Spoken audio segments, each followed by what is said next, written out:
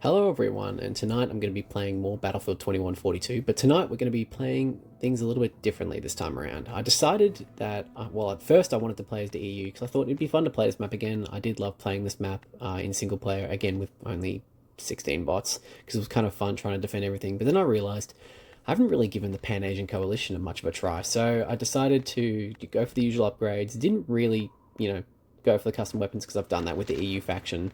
And here's the chaos. This is just the beginning, really, because this map is somehow smaller than Verdun at 16. I mean, I guess Verdun is more vehicle orientated, especially at 16, but this map barely has any vehicles on it whatsoever. There's the Titan, sorry, not the Titan, sorry. I mean, I guess there is a Titan variant of this map, but there's a Walker, and I think there's like the standard like Humvee type vehicle, I guess.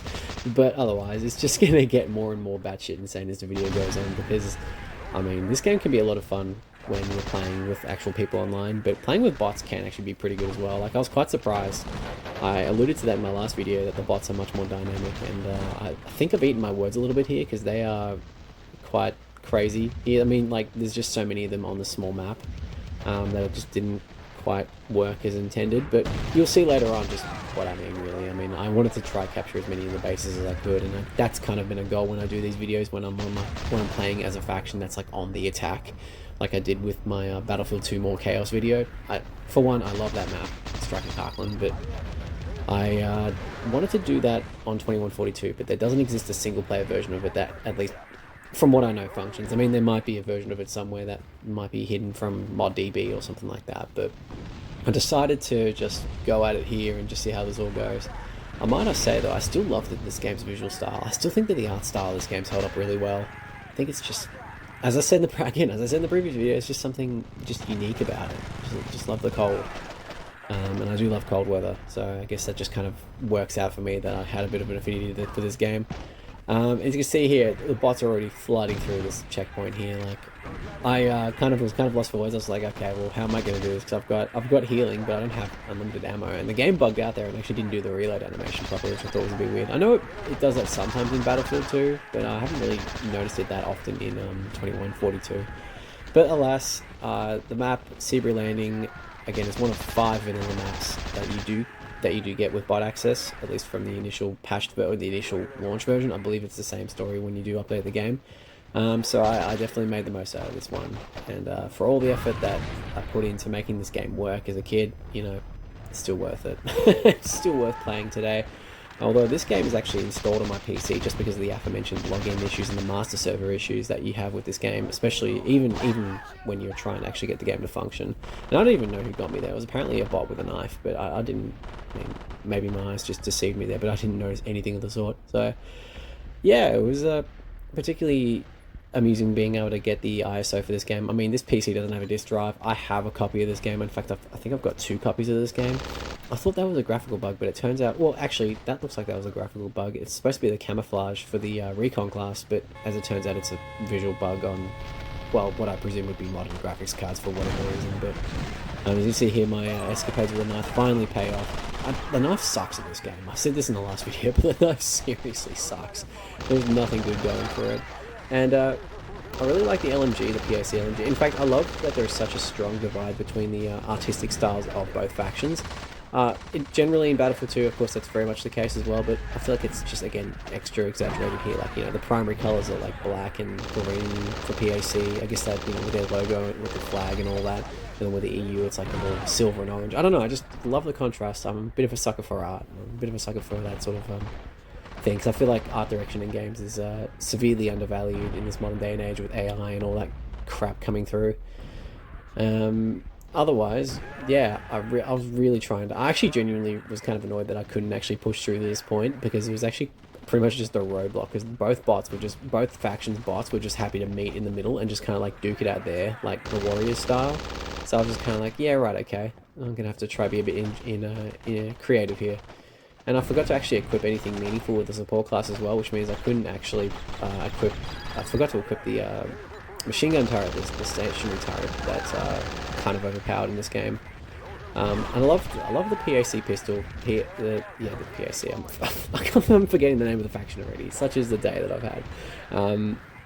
I love that pistol. It's just so weirdly futuristic compared to like the brutish Baron revolver of the EU revolver or the EU pistol. I thought my success had gotten me far. I thought I'd be able to capture the base here, but as you quickly find out, there are a lot of points. I mean, I can only imagine playing this map online back in the day would have been a lot of fun. Like, just the way that, you know, the Walker had, you know, such a strategic advantage over everyone, really. And, you know, the opposing faction, the EU faction, would have had to, you know, sort of team up to take that out. I don't know.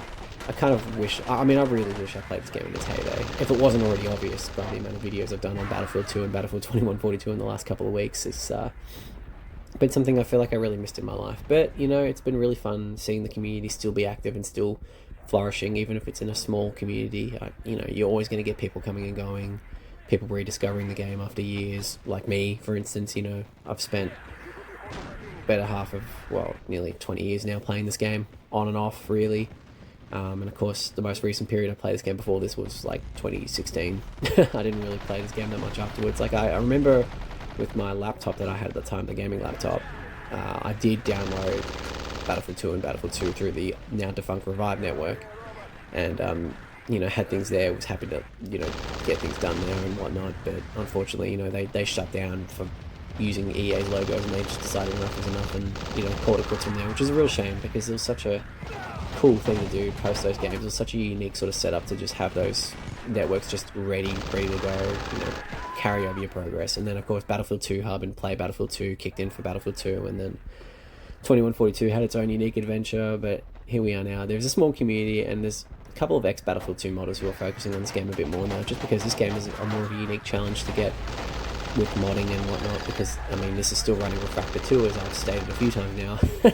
Sorry, I have to interrupt you guys. Back to the point with the cows and the bots, like, this was just ridiculous at this point. I love that there was just like this whole like wave of allies coming through, but of course there's so many enemies coming through that it was just impossible. But as I was saying, like, the map, the engine, sorry, for Battlefield 2142 is quite heavily modified compared to even Battlefield 2, and I thought it was really interesting. More to the point, I was I didn't even realize this was a thing, but the Project Reality team did their own PR shader system, which changed up, changed up, but sort of pushed the Refractor 2 engine to its absolute max.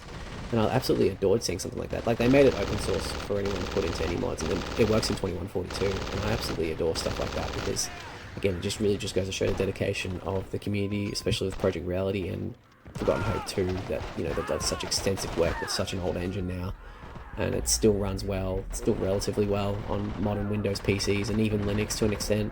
Unfortunately, nothing for Mac OS, but actually this game did get a Mac port. I'd love to see if there was footage of this game running on a Mac. I feel like Battlefield 2 didn't go to the Mac, so I don't know why this one did. I would love to know the story behind that, but because Battlefield 2 was definitely the more popular of the two games, and of course the Mac had to just get the weird version. But you can see here, 35 tickets of the EU and